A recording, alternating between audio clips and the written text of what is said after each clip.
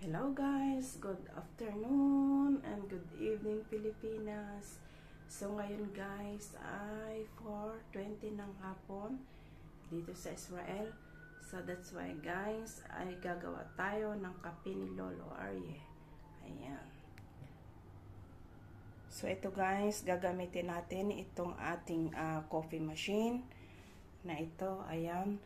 So, itong coffee machine na ito guys, kapag ginamit natin sa paggawa ng coffee, huwag natin kakalimutang laging may tubig dito. Ayan, ito yung water dispenser niya.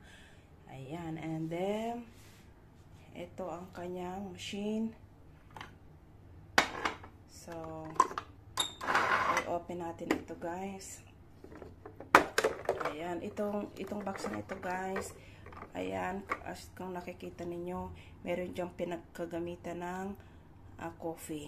Ayan, so kapag nagamit na siya, automatic guys na nahuhulog dyan ang ating cube ng coffee. Ayan, empty na yan guys.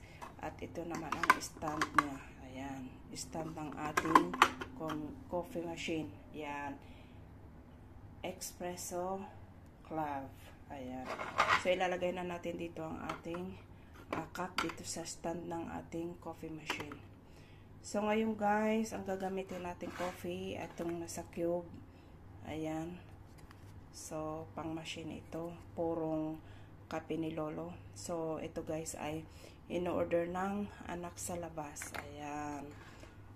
So, i-open na natin guys ang ating machine. I-wait lang natin guys na mag-go signal siya at saka tayo maglalagay ng cube coffee dito. Ayan.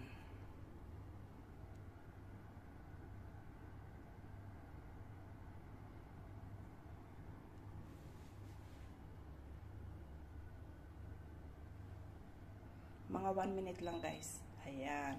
So ngayon i-insert na natin guys itong ating coffee dito na cube. Ayan. So, i-close na natin. And, ipipress na natin yung nasa gitna. Ayan. So, ayan. So, ito guys, ang box ng ating coffee. Ayan, ito.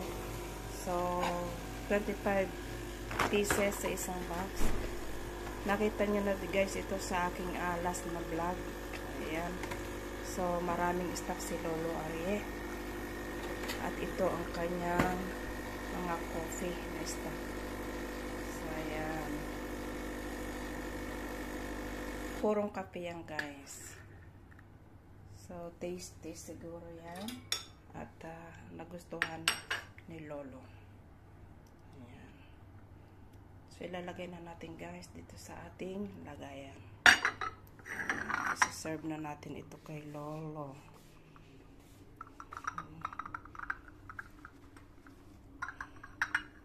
At ito ang biscuit ni Lolo. At ito yung gamot. Ayan. At ito yung tubig niya. So, napakasimple lang guys ang merienda ni Lolo Arye tuwing hapon. Ganyan. So, as you can see guys, napakasimple lang ang merienda ni Lolo.